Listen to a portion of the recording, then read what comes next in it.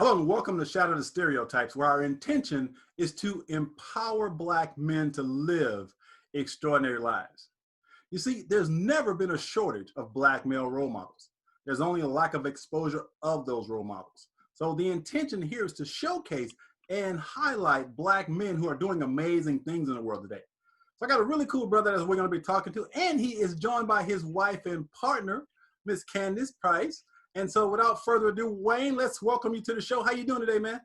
I'm doing great. Do a little fishing today, getting back, dealing with my little COVID beard, but I'm all good. All good. Candice, how are you?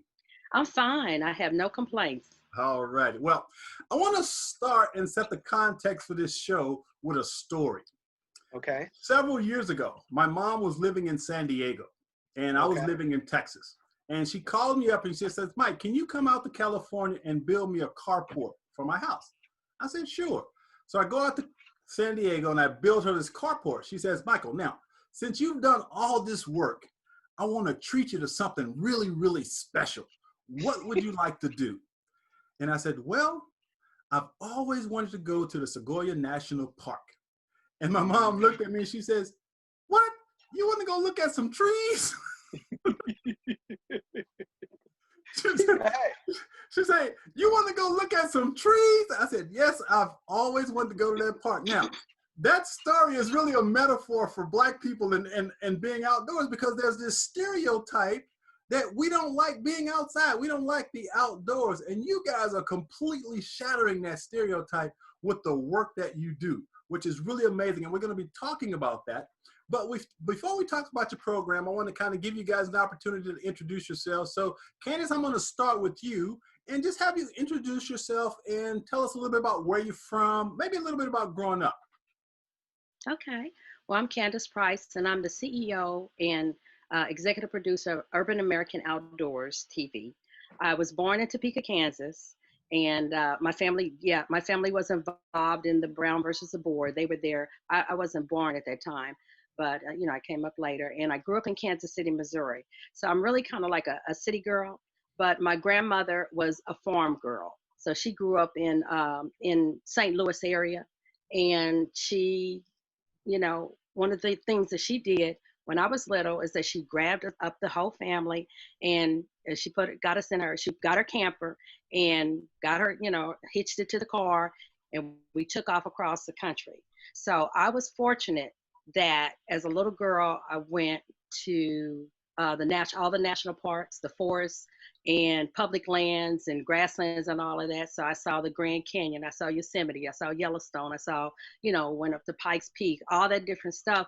But at the time, I did not know that it wasn't something that we really didn't do, because to kind of think of it, it wasn't any other Black people that were out there when we were doing that. So that was kind of my start of getting associated with, the national parks.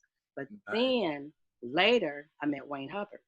When I grew up, I met Wayne Hubbard, and he was totally an outdoorsman. So, but I'm gonna let him go ahead and tell you a little bit about what he does. There you go. Well, Wayne, so tell us, Wayne, where you're from and a little bit of what was like growing up for you. So I'm kind of in a unique space. I grew up in Oklahoma, a little town called Nowata. And what was really unique about that is we hunted and fished. That was our background. But also, my family was part of the Black Wall Street. So my uncle, who just passed, Uncle Harold, was one of the last living descendants of Black Wall Street. So that was part of our heritage. Another portion of our heritage is, most people don't know this, but I'm a card carrying, I'm indigenous. I also have Native American, I'm Cherokee, so I'm part of the tribe, the freedmen there. So I'm in this really unique space because my grandmother was half Native American. So we had this, I always tell a person I had the best of both worlds, because I had them talking about the Black experience and the things that we go on and respecting all that, learning about the land and all that experience. But also, I was told, boy, you Black. And she would always tell me, your head is not just there for a hat rack, do something with it. And so that's kind of my background, learning from the lands. We ended up farming, we had cattle. So that was kind of in that was part of who we were. And we hunted for substance, for food. and things of that nature. So that's kind of a little bit of my background where I came from. So I'm really interested. Now, what's amazing is you guys both are outdoorsy peoples. So how did you guys meet? Oh, I'll answer that. So, so you can give me your version, and I'll let her give you her version. So I actually met Candy working on a project with the NFL.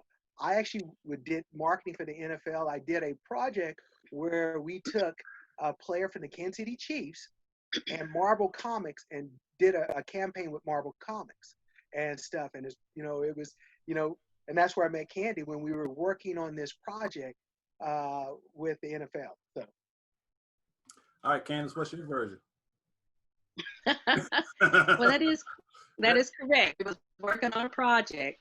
I had been working at the local TV station, the KSHB in Kansas City, and so I had definitely a broadcast background, and Wayne had a marketing background, and we had a mutual friend that put us together to work on this project for the NFL, and that is actually because we had the same work ethic. We were go-getters, and we put that together. It was a great project. It worked. And then from there, because we did have similarities in how we did got the job done, we got together. And hold on. The project left. The project left, but she didn't. I'm going to say it like this. Hey. I wasn't going anywhere. I won, man. You sure did, man. I tell you, that's a match made in heaven. I think that's divinely orchestrated. There, you guys got together. Pretty much. That's pretty much. Neat. Now, since you love the outdoors, I love the outdoors also. So another little story. When I was a kid, I lived with my grandparents, and across the street from where I lived was a little wooded area. And as a kid, I was sort of a loner, but I had a little space in this wooded area that I set up almost like a makeshift office. And I would pretend that I was having these business deals with J.R. Ewing from the movie, the series Dallas. You remember Dallas? Oh, yeah. Yes. Oh, yeah. Yeah. And so the wooded area, the nature has always just been kind of a part of me. And I've always just loved being out in nature. And so of all the places you've been, and I'm going to start with you, Candice, of all the places you've been, if I were to say, Candice, where do you think I should go see? Where would you tell me to go look? What would you, just for pure beauty, where would you tell me to go? Well, one of my favorite places is actually in Missoula, Montana. I love Missoula, Montana. It's beautiful. It's all the way out there. You get a real dose of wilderness, and the people are pretty cool as well. So, I mean, it's a really great experience. Different, but it's a really good experience that you normally would not think of going, a place there like that. So it's nice. great. Because Montana's definitely on my bucket list to go to Montana. You got to do it. So Wayne, where would you tell me to go? All right, so let me tie into where Candy just said, but then I'm also going to throw another nugget at you. So in Missoula, Montana, is one that I would suggest too. The reason why I would suggest that is in the 1890s, the Buffalo Soldiers were stationed there, and most people don't realize that historically we were part of the breaking of the West, the expansion of the West. We were in that space, but the Buffalo Soldier also in 1897. They did a bike ride from Missoula, Montana to St. Louis on bicycles. Wow. And historically, it is the first cross-country bike ride in history. So not only suggesting that the space that you go there, but it's a place that you can engross Black men, Black people history that you don't ever think about. Whoever thinks about cross-country motorbike, with the bicycle, that it was started with some Black men. And what happened was the military wanted them to try to get rid of horses. So they said, we're going to take these Black guys, we're going to give them 50-pound bicycles and 80-pound packs, and we're going to have them ride across 1,900 miles on a bicycle and ride to St. Louis. So from that perspective, Missoula, Montana, that whole area, Blue Mountain, running up through there would be breathtaking. It'd be absolutely breathtaking.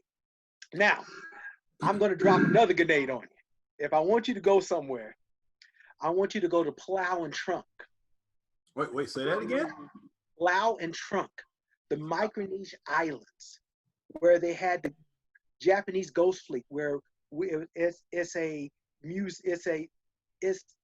absolutely breathtaking, on top underwater, but it's also a place where you can dive into history. So it's like the Pearl Harbor for the Japanese, because after Pearl Harbor, we caught them and we sunk them. So we took a all-black diving team to Palau and Trump. We made history. We dove on the Ghost Fleet, and we made history because we took an all-women diving team and they dove over 200 feet on the San Francisco Maroon, and then we did a couple of cave dives. So from that experiential space, it's mind-boggling. But it's also the same place where some of the red tails were. Mm. So when we see some of the stuff that we do, we also tie it into the historical ramifications, how we are part of this perspective that we call outdoors. That's amazing. Well, thank you for that little history lesson. Now, the Buffalo Soldiers, are there monuments there for the Buffalo Soldiers, or what would it, sightseeing wise, what would be there? There's a museum there. A museum, okay. So there's a museum there. There's the Lewis and Clark Trail that runs through there. But the Lewis and Clark Trail, when you think about Lewis and Clark, mm-hmm. you think they were cutting this trail across all they did was follow the Indian Trail, the Nez Perce Trail, that's been there for 400 years. So so one way you go up the trail is Lewis and Clark. You come back down the trails, it's the Nez Perce Trail, the Native Americans. So it's part of that historical. Another piece out there is there's this place called York Island. And York Island is named after York, who was with Lewis and Clark, that helped save them. There was a space where the wintertime was coming, and they named this space and these islands after Lewis and Clark. And that's in, I believe that's in Montana too, I believe. So that's one of those things that you kind of go, history, but it's breathtaking. Plus, you also got the Continental Divide, where it looks like God took the earth and just smashed it together. All righty. Well, I want to introduce your organization. So let me switch over here real quick here. Let's see here. Let me jump over. There. And let's see now. All right, let's try this, see if this works for you. You guys see that? We can see Yes. that. All right.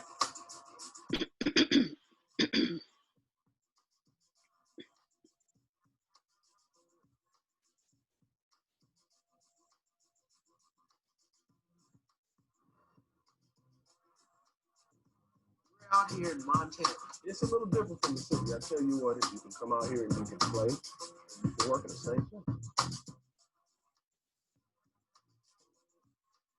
You have to enjoy nature and love the beauty of the land.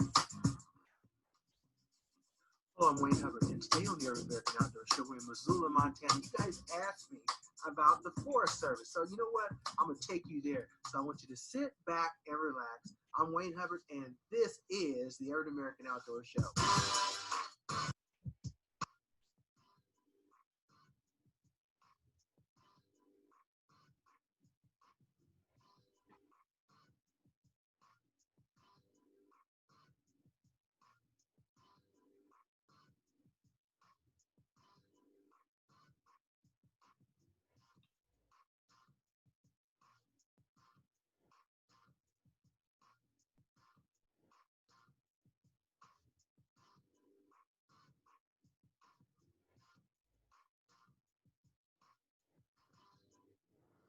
All right, so there's a little intro.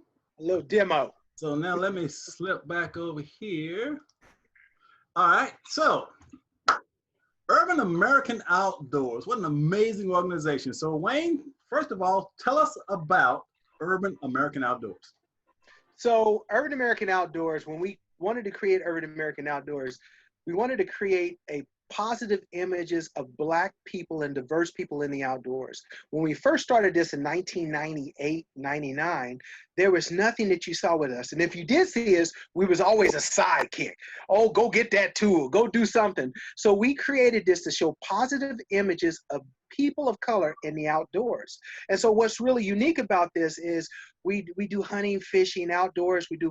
I do a full cooking show, but we also talk about the lifestyle, what it is, and we show, we deal with a lot of history. We also connect people in this space that we call outdoors.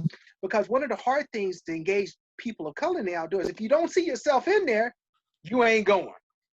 And that's one of the big issues. So that's why we created Urban American Outdoors. Initially, when we created Urban American Outdoors, we said we were going to do a local show. There's going to be a local show, regional show. And we put together this pilot. A friend of ours worked at the station. I told Candy, I complained to her for, heck, about a half a year. And she said, shut up, either do something or shut up. That was it. That's the way. Shut up. So I got a friend of mine. We put it together, and we came up with this pilot. And with this pilot, we thought we were going to send it. So she had 3 friends that were national. I said, we'll send it out to your friends and see if they like it. If we get 50% of it, we're going to go ahead and go with it. We mailed it off on Monday. On Thursday, we had 3 offers. Yeah, you mailed it to 4 friends, right?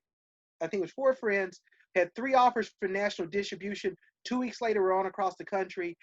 6 weeks after that, we invited to the National Sports Emmys, and it just rocketed from there. Wow, that's pretty amazing. And, Now, so, and it's just kind of a good experience. So again, so your background was marketing. Is that what you said? Your marketing was marketing and marketing and finance. Marketing and finance. And Candice, your background was? It was broadcast and music. Okay, and so you guys come together again. This is so perfect, actually. But Wayne, so I'm thinking now, you obviously love the outdoors, okay? Mm-hmm. But what triggered you to say, you know what, I want to do this? I mean, what created that vision for you? Was it the fact that there were so few Black people in that space? Is that what kind of triggered it? No. So let me roll the clock back. Okay. In 1993, I just got out of school, had got this amazing job, and I was working, doing finance and doing some marketing and promotions and stuff. And my mother called me up and said, "You need to talk to your little brother." And I was like, "Well, what's wrong?" And she called me up at work. I don't never get that at work call unless there's something. So she called me up, and come to find out, my brother was in middle school, and he wrote a report about his big brother that hunted deer. And the school teacher ostracized him and said, "Black people don't hunt. You made this up." Oh, wow. So I physically called my brother up. He was twisted. I said, "I'm coming to the school. Let me, and so now I can really remember it. I called him on Wednesday. I showed up on Friday. And I went in and talked to the teacher, and I wore him out. I wore the principal. I said, "Well, what? He's got pictures of me. He just said we didn't hunt." So it got so bad that the principal said, "Can you put together a program for us to show this, because we have all these Black students and that has never seen this." So between 1993 and 97, I worked with a friend of mine, and we put together a outdoor safety ecology and it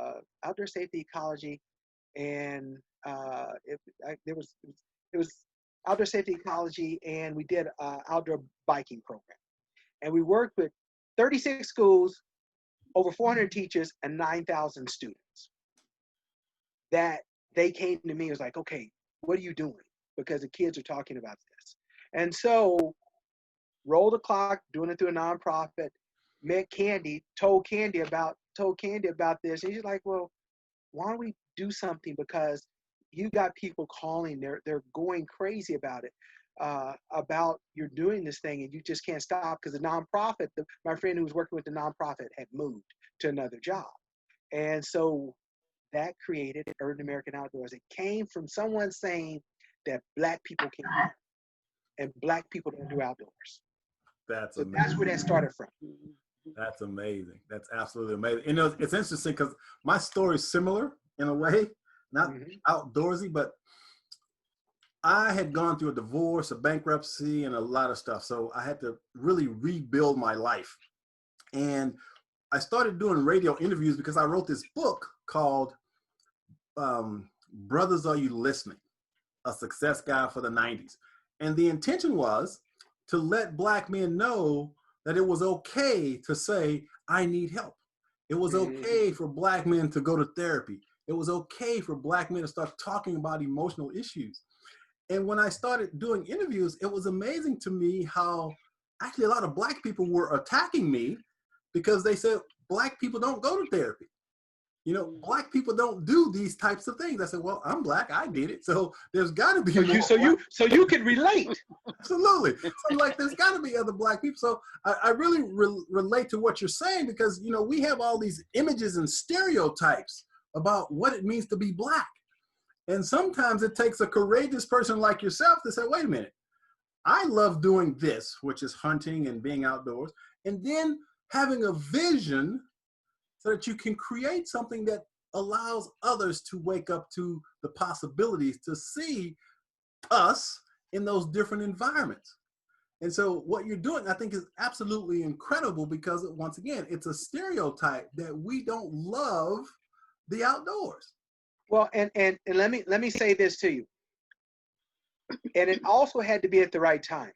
Yes. Because I actually had to have Candice work on the process because there was only so, you know, I could do the marketing, but I had to have someone who understood the background of television, understood the negotiations.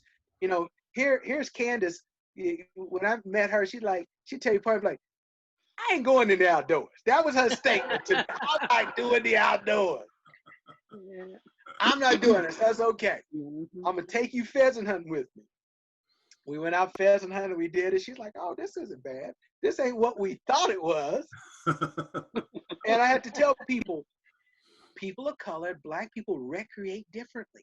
When we go out there, one of the big things is I said, it's not that we're not there. We just don't recreate with you. There are Black golfers that's on the golf course. How many people golf together? It's not that we're not golfing. Right. We're just not golfing at the same time. We don't have the same tee times. And it's the same thing in outdoors. It's the same thing in outdoors. So is Urban American Outdoors a nonprofit organization, or is it a production company, or how's it structured? Go ahead, Candy. I'll let you answer that. Well, Urban American Productions is a production company, and we created Urban American Productions is the production, and we created Urban American Outdoors. But we also have a non-for-profit, which is called SODAS, Saving Our Daughters and Sons' Life. And we created that because of a lot of the work that we did out there was actually nonprofit type work because we were giving back to the community. We were working with the youth, and we wanted to do a lot of different things, and we were doing it out of our pocket. And so, yeah, we had to create that nonprofit entity. But the production company initially did create Urban American Outdoors. And since then, we have been nominated for, 4 Emmys, and we have 3 Gracies, which is the Women in Media Award, very big award for women. And yeah, go ahead. We've won 75 plus national, local, national, and international awards for programming. Did you ever get the Emmy? Oh yeah, we good, man. Our team that we work with. See, when people see us, they see us. But we have a really strong team, and our team we've got the Emmy. You know, Roy Hobbs is on our team, and he's part of the team, and we were part of that process and everything. So we've got that. One of the more importantly than that, what I really, really like is most people don't realize I also was nominated by the Obama administration as one of the top conservationists in the country. So I got what was that called? The 21st Century Candy. The name of that, it was champions Champions of of conservation. The Yeah, Champions of Change for the it's a 21st change. Century. So I was Mhm. nominated one of those. So we went to the White House and did that. So I always tell a person, wars are good, but when you can take that work and elevate it to make change, Yeah. and that's one of the things that we were working on really hard. So we've been honored by local government, we've been honored by Congress, we've been honored by the White House. We've done this work, but again, award is only good as if you can make change, and that's one of the things we take a lot of pride in. Yes. Nice. Mhm. Now, obviously, with television, you got to have sponsors and commercials and to generate revenue and so forth. So how difficult was it, or is it, for you to find sponsors and advertisers to be on your show? You want me to answer that one, Candy? Or do you want to go? Because I know. Okay, no, okay. you can do that one. So I tell this story because this is truly amazing. When we first started the show, I called a friend of mine. I was in finance. He's worth several $100 million, and I told him I was going to do a black hunting show, outdoor. And our show is not a hunting show; it's a outdoor lifestyle, reality sports adventure lifestyle show is what we do, because we do all different things.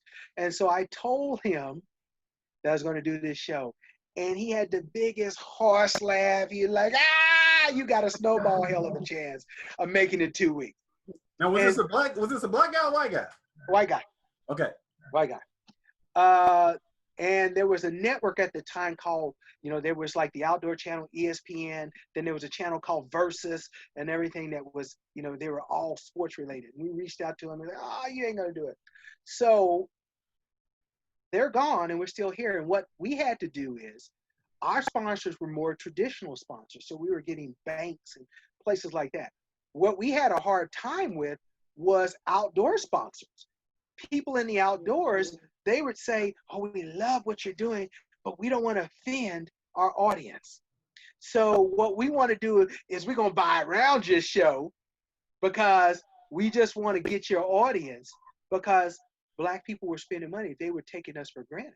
So what has always happened with us is that we ended up having to have the traditional audiences, the banks, the individuals that traditionally you don't see on the outdoor shows. You don't see banks, Yes. you see little things of that nature. And so one of the things I tell our person, we have legitimately, I can't say that we've had some outdoor, like the agency said, we've had some outdoor people, sponsors and stuff, but legitimately product sponsored people of that nature, we haven't done it. Our stuff has always been mainstream. Everything we've done has been mainstream. And that's amazing that we're promoting outdoors, but we're not getting the love from the outdoor industry to but sponsor God is what we do. And we're talking about everything outdoors, hunting, but camping, hiking, we're still here. So it didn't matter. Nice. So I'm sure setting up something like this, because you guys are huge. I mean, this is awesome. What were some of the challenges you had to overcome? Like I guess you got to obviously hire teams to record and to edit. And I mean, there's a lot of pieces that go into television production. So what were some of the challenges that you guys had to overcome to put this all together? Well, actually, when we first started, it was Wayne, myself, our camera guy. We kind of had to do what you call guerrilla,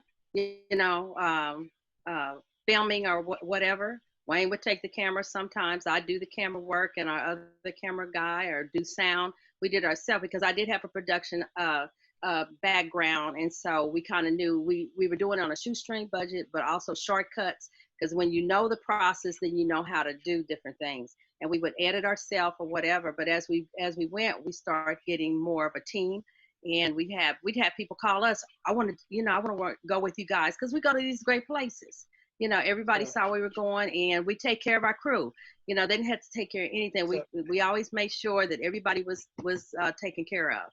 So and it grew bigger, because one of the things that we had that was a big issue is if you you can get anyone to film it. You can get a camera guy. It's hard to get a camera guy to understand what it means to be Black, though. So we had to go and get some of the people that we knew that were African American in this space to be able to show Black sensibility, to show diverse sensibility. Because what happens is you could have someone film it and they would cut out all your sensibility of your Blackness or your space and all that. And one of the things I had to do is I not only did I have to do that, me and Candy had to build a team. And you think about it, there were Black TV guys that were filming every day. They were filming on ESPN. They were filming all these places. But it was also trying to train them to understand, you film here, but you're going to do outdoors. So it was really a unique space, being able to say, okay, Totally different. yeah, you understand the Black sensibility of it.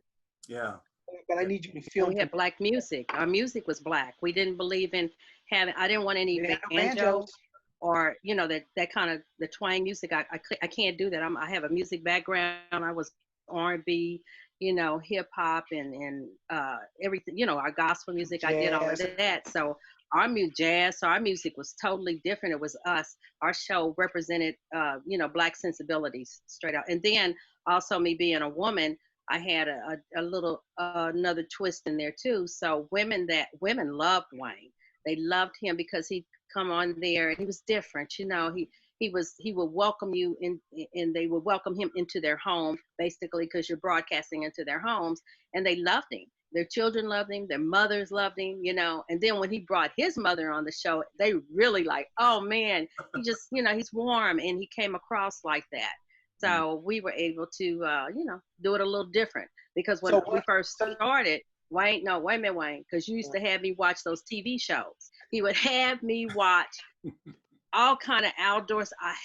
I'm not gonna lie, I didn't like them at all. I hated them. I'm like, what is this? And so I knew we didn't want to have it like that. He loved them, and all the guys liked it, you know. But when I saw it, some of it just, you know, cut against my grain or whatever. So I said, no, we got to do this a little different. So we bumped it up. And that's how many different ways, I can say this, how many different ways can they catch the same fish in the same boat? How many different ways can they shoot the deer? What do you, this is crazy. I know. Yeah, this is, and also what was really good about this is when we put this together, we talked about the experience. If you looked at a lot of the shows today, you see them talking about experience, but we talked about the experience. We did a full cooking show live on set with whatever I would catch. I'd catch it. We'd go to the Gulf of Mexico. I'd come and do a live full cooking show on set. We'd have our team film it. So you would have that aspect where I'd have, you know, I would have people come and say, man, thank you. Because if I had to eat another piece of this hairy meat that my husband brings home, you would, I mean, those are some of the experiences that they would hear. Or why is everybody got to be angry on there when they hunt? Why they got to look good? You always laugh and have a good time. I said, well, because that's an experience that I look at. Now, I don't know what they going through. I said, maybe they mad at the deer in the grass, but I'm having a good time. So those are the things that we looked at that was different. We put in a sensibility that wasn't there. You know, Candice helped a lot because, you know, I'd go put something together. We'd bring our sound guy, our film guy, and she was like, well, what were y'all thinking? And then after we did that for a while, then we realized, okay, everything can't be Mel Vibrato. It has to have some elements that include everyone. So we have a very large woman audience. Here's the crazy thing. When you think about the show, most people think he's African American. His audience is just going to be African American. We get everyone. We get everyone. I've had people. I had a 80-something-year-old lady follow me around Walmart, like, hey, and I got nervous. At first I said, it's not me, it's this. And she said, oh, I love watching you on the show. And she went and bought a disposable camera so she could take a picture of me to say that I was with her. Now that's impacting. Or the other one that really strikes home, me and Candy just talked about it. We had a guy email us, and we got to find this. We had a guy email us and said, thank you for doing this show and changing old races so I'm going to go tell other people not to be a racist or old bigot like me, because what you did showed that we all can get together. Now that's a heavy thing if you can do something that's going to change a person's belief. Yeah. And that's some of the stuff that we've experienced. Now, with that being said, is there a way of knowing, your demographics of who watches your show? Like what percentage is Black, or do you have? Yeah. We actually have Nielsen numbers that we rate. Now, what's really unique about us when we started, most people, and this is another thing, when we started, at one time we were airing 10 times a week. We were airing in the UK. We were airing here in the States, UK, Ireland, Africa, Brazil, and Okinawa, Japan. We were on prime time in London as a hunting show, an outdoor show in London. Friday, I think it was Friday at 5 p.m. They were airing us on B Sky B prime time in London. So we were getting these emails. It was like, why does this say Russia? Why does this say Norway? And we, because we were doing this here, but we had negotiated our distribution, and the distribution, we were doing so well that they just tacked us on their international distribution, and we started getting revenue from that. And we were getting emails. It was like, this is crazy. And we'll talk about this later, but I tell you how good it is. We have a family that'll fly in from Ukraine, Russia, and another family flies into Japan to go to our kids' fishing derby. Wow. They'll coordinate the time for their vacation to come to a kids' fishing derby just to hang out with us. That's amazing. Mm-hmm. That's amazing. Now, you're dealing with wildlife. You're out in the woods. I'm sure there's got to be some experiences that you had that, let's say, it might have been a little scary. So can you share a little story where something maybe kind of went off a little bit, maybe scheduled a little bit with maybe an animal or something? Oh, I got a good one for you. Yeah. I got a real good one for you. I got a real good one for you. So I did this show that we did a reenactment of the Buffalo Soldiers. And so we dressed up as Buffalo Soldiers.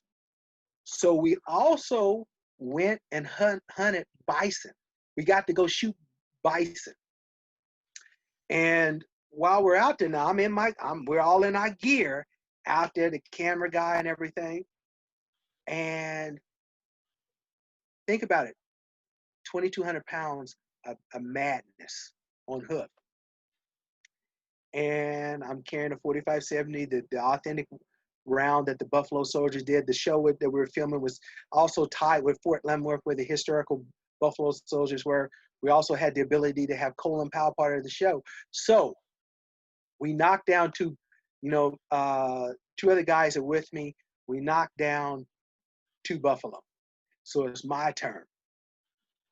So we pushed this big bull buffalo out of this ravine. Now he mad. So I hit him and knocked him down. And he jumped up and he's charging me full bore. He's coming at me full steam. And I leveled down on him and hit him, and he skidded 20 yards before he hit the ground in front of me and locked down. So now I've got a steamroller. Think about this. I didn't hit him with a sledgehammer, and he jumps up and he shakes it off. Wow. And he's running full bore. Now my camera guy, I'm looking at him, and I can see in the eye, his eye in the camera is about that big. At the time, I was in the middle of it. So I done leveled down. I done cranked around on him. I hit him, and as he hit it, you can hear him he's grunting, snorting. He's wanting me, and he's just blowing, doing his thing, and he skids. Now I finish up. It didn't hit me till 10 minutes later. I was like, what the heck just happened? Because I was in the middle of it. So that experience was ultimately intense. Because when we got him back, I think he weighed like 2,200 pounds. His big bull bison, real big bull bison. Actually, I'll tell you how crazy with the ranch manager at ranch was like, man, I was worried about you. The ranch man was like, I was worried about you. Man, listen, this is how we roll. This is how we roll. I had to shake it. I couldn't tell it, but I had to shake it off. But yeah, yeah. Now, she didn't hear about it till afterwards because I think I would have got, Yeah. Yeah. Oh yeah, it would have We been did on. what we did. So. But Wayne's had a lot of these different experiences. And the camera guy, one of our camera guys, when he tells the tale of Wayne Hubbard, it's because he has it on camera, so he can actually tell you it's documented, these different things that Wayne is telling. So we have proof that these things have happened because it's on film or whatever. But you need to talk to our guy, and he can spin the yarn. He can tell you. I got another real funny one for you, and I don't want to keep, but I got a real funny one. We're up on the Canada border, and we're scouting, okay? And so it's me and my camera guy, and there's 3 white guys that's guiding us. So we go over this ravine, come up, and we're on the top of the ravine. We're looking down, looking across the ravine, and the one guy says, he said, we look down, and there's this thing standing up by the tree, scratching by the tree. And the other guy looks and said, it's Bigfoot. We gonna be famous. So I'm looking around. My camera guy puts his camera down. He looks at me. And we looking down, and something's standing up on the tree with his hands up on the tree. So the guy said, man, we gonna be famous. We gonna do. I said, and I looked at him. I was like, oh, hold on, bro. This is Urban American Outdoors. This isn't somebody else. This is Urban American. So he said, we gonna go. You can film it. We gonna go. It's Bigfoot. I said, I'll tell you. So I tell him, said, so okay, so you don't go on down there. I'm gonna stay up on the ridge here, and we're gonna spot you. So if you leave, you can watch me. So we looking. Him and the other 2 guys go down the ridge and everything, and we watching. We looking down there. We look over on the other ridge. What we thought was Bigfoot or whatever it was over there. We look over. And I could have swore it waved at me. I was like, oh, this is crazy. So we sitting up there. They disappear. We looking at them. We look over there. Whatever was else in the tree disappears. So we sit there, and, I told him I would holler at him if he listened. I hollered a couple of times, and, I looked at him. I looked at my camera guy. My camera guy said, well, what are we going to do? I said, well, I'll tell you what. We're going to go back to the camp. I think I got some bacon and some food. We're going to cook. They know the land better than I do. So as we're getting ready to leave, we see this huge grizzly walking through. So I was like, okay, Bigfoot down there and grizzly down there, they ain't mess with me. I ain't going to mess with them. We're going to head on back. So we head on back. We back at camp. Man, I done cooked up everything, the food's rolling. About 4 hours later, they showed up, looked like they done got all beat all up. And they said, well, what happened? I said, I reached out and called out for you. I said, what'd you see? We didn't see nothing. So we didn't see nothing. I said, did you see the big bear? We didn't see the big bear. So I fixed some plate. The next day we come. What it was a big grizzly. He was standing up on there, and he was tearing the bark off the trees. But from the distance, he was huge. From the distance, it looked like Bigfoot because it was on his high hands. And I was like, come on, guys. You know, this is not a Sci-Fi Channel show. The black person is the first person to go in the movie. We don't do that on Urban American Outdoors. We don't do that. And so I've had some really crazy experiences like that. I've got some that I can't say on here, but I got something that you go like, ooh-wee, really? That's crazy. Now, you guys were actually set, I read on your, I think, Facebook page or something, that you guys were actually going to meet with President Obama about a diversity and inclusion program or something, and then that got canceled. Did you guys ever get a chance to meet Obama? Well, yes, we actually got a chance to interact with him with the White House and everything. You know how, and I always tell a person, when you had those big groups, you come in and shake the hands, you meet them in the crowd and everything. But what we were initially working on is, and we probably should bring this up. I actually in 2014 was appointed to a secretarial level council. And so what that means is the secretaries appoint you to this council to give recommendations to the secretary that goes to the president. And so in the history of something of this type of council, I'm the first African-American to ever be appointed to this secretarial, executive secretarial level council in 147 years. Wow. So we do these recommendations. So part of this process is we also worked on giving recommendations for the memorandum of understanding for diversity and inclusion on all public lands. And so we were working with the administration to do a show on all the accomplishments that had happened that he brought into place, all the different things that he did for diversity and outdoors.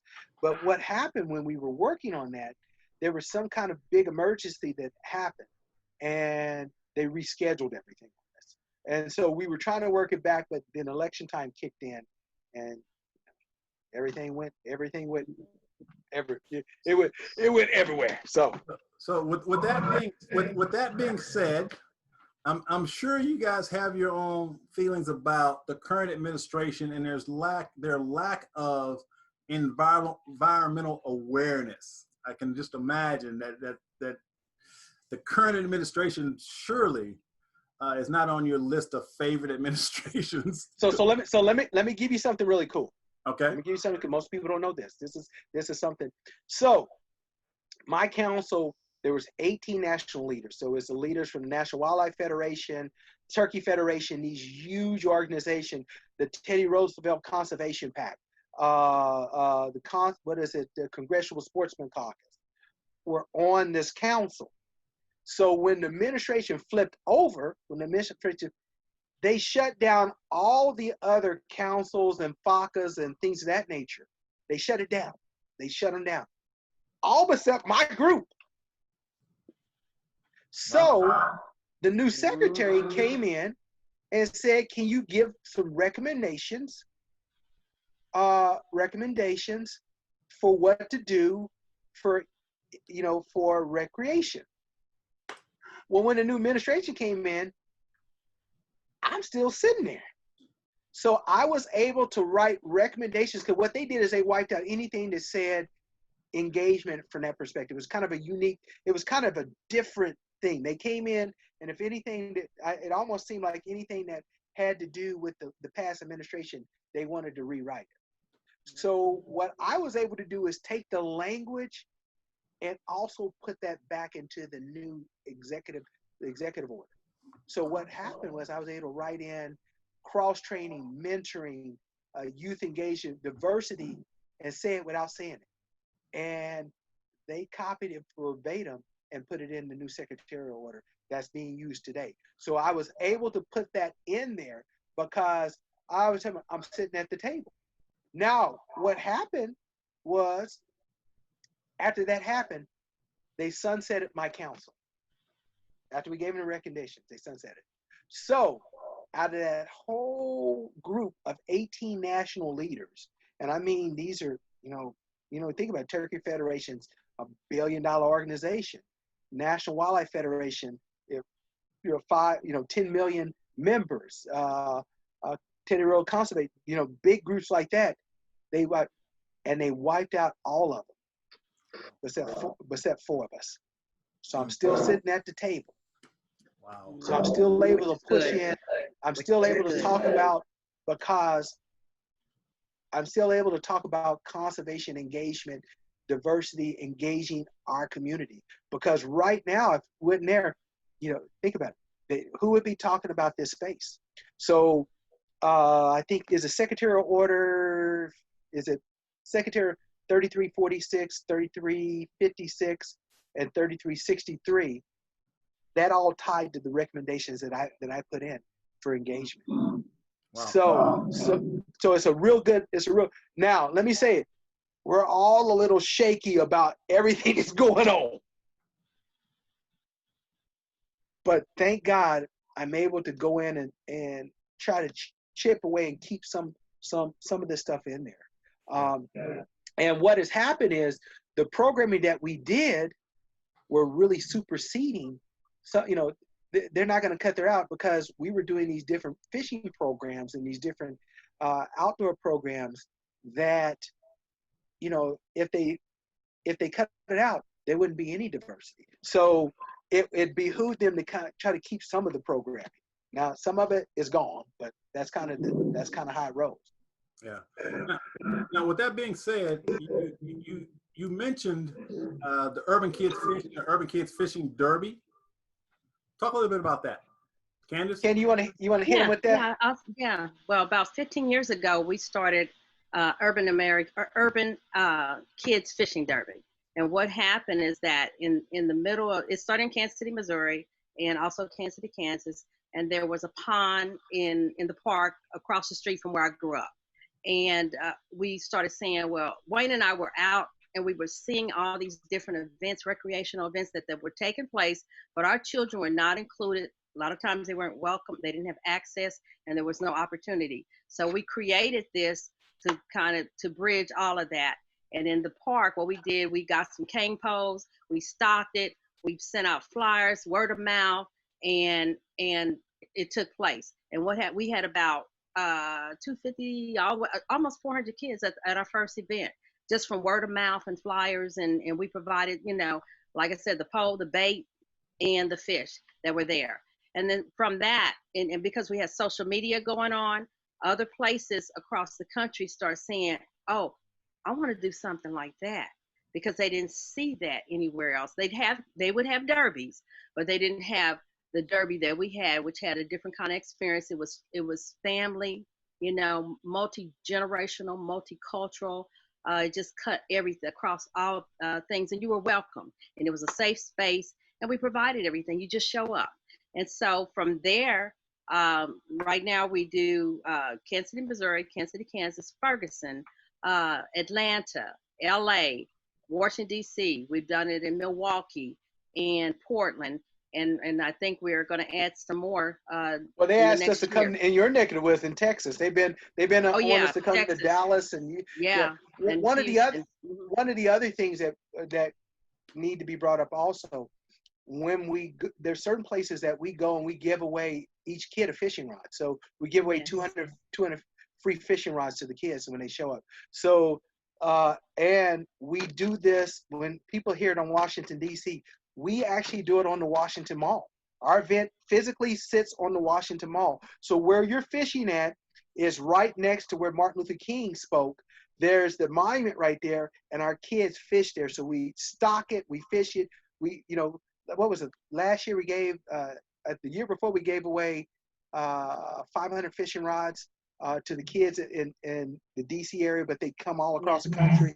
In LA was crazy. We did our first event in LA. This is our experience. They used to tell us you only get 50 kids. In LA, we put out a notice for 50 kids, okay? No, for 250 kids. Yeah. Because most derbies is 50 kids. Ours, we do 250. 8 hours later, we had 5,000 people try to register for 250 slots in LA. Wow. Stevie Wonder's radio station, what is that, Candy? KJLH. KJH partnered with us. I mean, we have different celebrities. Like last year, what was it? Who showed up? Faith Evans was there, brought her child there. There were a couple more, yeah. Yeah, there's people that come up to the events. So I always tell a person, our stuff is fishing with a purpose, because when we do these fishing events, it's just not about fishing. It's about gauging these kids to look at this space as maybe a career. Because most people don't know this, but they're giving scholarships for fishing at colleges. Most people don't realize that you can get a full ride scholarship to college. And you know, think about it. Just as not every kid is going to be able to play baseball, football, basketball, but they can fish. And there's these different universities that are giving these full rides for fishing. But our community doesn't know about that. Also, another big thing that we push really, really hard with our program is we work on getting people jobs in this space. Our main goal is to have people to look like us work on these public lands. So that's a really, really big push for us in this space. It's just not about doing a show. It's about making sure that we are represented in all spaces. That's amazing. That's really amazing. So as we wind down here, I've got to bring up the last little section here, but give me just a second. Let me find my picture I've got just for you, Wayne, just for you. Let's see here. Where is it? All right. All right, Wayne Hubbard, there he is. All right, so one of the things that actually how I found you on, I think it was on Facebook. I'm flipping through Facebook, and all of a sudden I go, wait a minute, what is that? And I look, and lo and behold, let me see, where's Wayne Hubbard? Let's see. I've got Dwayne. 1 second here, Wayne. Let's see, where Wayne. But anyway, Wayne posts the most amazing pictures of food. Oh, talk to me. Talk to me. Talk to me. He posts the most amazing pictures of food, and I'm looking at the pictures, and my mouth's watering, and I'm posting on there, dude, you need to send me some of that. so, listen. So Wayne, you got to tell me. So first of all, I know you love to cook. Okay. Yeah. I know you love to cook. So give us a little background about, because you said you did an actual live cooking show. So I do a live cooking show. So tell us a little bit about just the cooking aspect of what you do. Okay, so a spin-off of Urban American Outdoors is called Urban So Wow. One of the things that we did with Urban So Wow was I was catching all this stuff, and we decided that we wanted to do a cooking segment inside it, because one of the issues that we would have is we would get tons and tons of emails on what do we do with this once we got it. And it would be the women, or it would be the guys that are going like, man, listen, what we do. So what I did is we put together this cooking, initially it was a cooking segment called Urban So Wow. Then it became a cooking show where we would combinate between food, outdoor, and engagement. And so I would catch it, I'd bring it back, and I would cook it. But part of the cooking process of it would also be, if you can't go get the pheasant, what do you use besides the pheasant? So I would go, okay, I have a pheasant, but I also have a Cornish hen. And I would say, okay, not all y'all can go out here and catch this yellowfin tuna, but you can also go to the store and get this yellowfin tuna. You get this, go get this tuna. And so part of the process was showing a healthy gourmet way to eat healthy, and that's how it just spent off. And so I come back and I'll drop it, man. I'll come in and listen, I'm always looking at a way to engage not only I always tell people I catch it and I cook it. And it's good. Yeah. I'm spoiled. I look at the pictures and my mouth just and it's good. It's good. We used to say, there's catch and release, but we do catch and eat on Urban American Outdoors. All right, last little thing I want to share real quickly, Mr. Oh! I have to share this. All right. Lord Wayne Hubbard. Lord. Tell us a little bit about this. Well, I had a person that sent me this over and said, hey, we need you to fill this out because we want you to be Lord Wayne Hubbard. and so one of our fans who is over in England sent it over and said, put this out. We want you to be a part. We got invited to come stay at their castle and stuff. So we're supposed to be going and staying in it was Ireland and London, and we're gonna do. I did a falconry hunt, and they want me to come back over and do that. So they said, Wayne, your Lord, Wayne Hubbard. So I'm gonna ride it as much as I can. I'm gonna ride it. Well, I had to give you a shout out on that one. I saw that one. I said, boy, I tell you what, this is Wayne Hubbard, Mr. Lord Wayne Hubbard. I had to laugh. I had to laugh because the guy was like, you said, it was the most funniest thing. He said, I feel that we're apart, because in certain places across the world, to hunt and fish, you have to be rich. Most people don't know that. Yeah.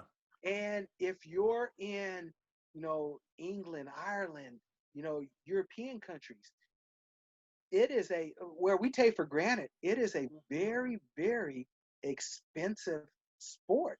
And it's a very upscale sport, And so I always tell, that's why you ever see me put B Bond over, if you ever see me do a hashtag B Bond, that's a group of friends that we have, fans from over in Europe, that calls me the Black James Bond. B-Bond. And that's where that came from. If you ever see a hashtag where it says B, and I'll say twisted and not stirred, that's from them, because they're like, Wayne, what are you doing next? When are you coming to visit us? And so it's a really unique, I tell everybody I'm very blessed. It's really unique to be able to do this. But more importantly, it is really unique to be able to say that we're part of this unique space that we call America and the outdoors. Yeah.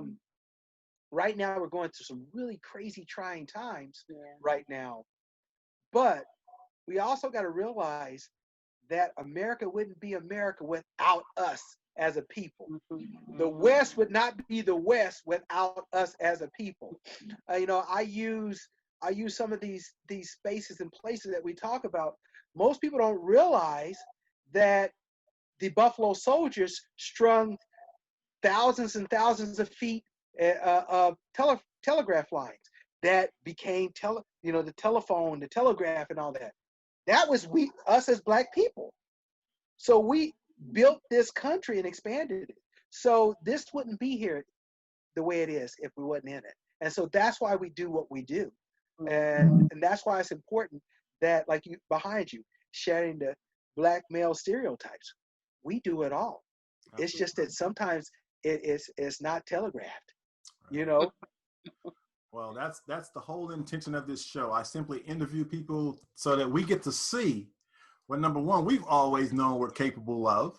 And like I said at the very beginning, there's never been a shortage of Black male role models. There's only been a lack of exposure of those role models. But the good news is we now have access to do our own thing. And you're proof of that. You had a vision, and you followed through on that vision, and you're creating something that's absolutely amazing. And I'm so honored to have had this opportunity to chat with you. So as we start to wind down, first of all, I want to give you an opportunity just to kind of any closing thoughts you want to share with the audience in regards to what we've talked about, or whatever's on your heart. Just any closing statements you'd like to close with. Candice, let's start with you. Well, I just want to tell everybody that to let you know that the outdoors belongs to everybody. We created this to show representation, that we are here and that we will continue to be there. And we just want to celebrate the outdoors, and we love everybody. Peace and love. Thank you. Wayne. All right. So I always like to tell people, outdoors is so unique, regardless if you're, in your backyard, if you're in Central Park, or you're in the mountains, that space is your space. One of the other important things I always tell a person, for the last 7 years, we've done what we call the Urban Outdoor Summit. And this summit, what we do is we bring individuals from the federal level, the state levels, to come in and talk to us, and we bring them in, and we have this experience on outdoors and engagement and why the relevancy. And so I engage everyone of your audience to participate. Come, we're going to be having a Zoom call where we're going to be doing one of those. And once we get past the pandemic, we'll be having another summit. But also, I always like to tell people, we didn't just start enjoying the outdoors 10 years ago. If you look at it, they're like, oh, 10 years ago, you see all these organizations. And I said, no, we've been here a long time. It just didn't start 10 years ago. And I am so happy that, they just had the black birders, the black hikers, they had all that. But I'm happy about that, but it shouldn't just stop with a conversation. They need to put money, they need to engage us substantially, and they need to recognize the contributions that we did to outdoors. So definitely I want everyone to come check us out. Go to our Facebook page, go to our website, like Urban American Outdoors, like Urban Outdoor Summit, and be looking for us because we're coming at you. So go ahead and give that specific web address. So what's the web address that they go to find you? It is UAOTV.com is a web address. And you click in there and you'll see Urban Outdoor Summit, you'll see Urban American Outdoors, but also you can go on Facebook and you can go Urban American Outdoors, Wayne Hubbard or Candice Price. You'll click in and you're going to see a lot of fun stuff. and I will say this in parting, we do the outdoors from a different perspective, where we put the urban in outdoors. That's how we roll. There you go. Well, again, I've always had an affinity for nature. For me, it's actually very spiritual for me. When I'm out in nature, there is something that I feel so connected to. I can't put it into words, but I feel like I'm at home when I'm in nature. And it's just, my wife and I, we both love to travel and just going around and seeing this amazing world that we live in. And so for Black people, we just need to open our minds and hearts to do these types of things because we're out there, we're doing them, So I just want to say thank you guys for leading the charge in this whole outdoor space, because there's so much beauty out there for us to take in and to know that we're a part of this. This is our country too. We have as much right to this as anybody else. So let's take advantage of it. So again, guys, I just want to say thank you for the work that you're doing. I'm so glad that we had this opportunity to connect. I'll also have a link below the video on the podcast site so people can click to find you. And I wish you guys all the best and continued success in everything that you guys are doing. So let me leave you with this thought, because I know the interview's over right now, but I want you to think about this also. When you think about the civil rights, you think about Martin Luther King. Before the Civil Rights Bill, there were places and spaces that we couldn't go to as African Americans. They had Negro Day in the park, and there were some places that wasn't here. So when you think about the civil rights passed on this, absolutely. When you think about the Civil Rights Bill, that also included having access to these public lands, and you have rights. So don't be scared to go outdoors. Someone fought for you to have this access. Absolutely. Absolutely. People gave their lives for us to have access. So why not we take advantage of that? So again, thank you guys for opening that door. I am so honored to have had you on the show. We got to do this again, man. I really, really enjoyed it. And I got some more stories for you. I got you. All right, so this has been another episode of Shadow the Stereotypes, and that sums it up. Shadow the Stereotypes. Trust your own heart and soul and your own mind, and do what's right for you. Don't get placed in a black box that says Black people only do these things.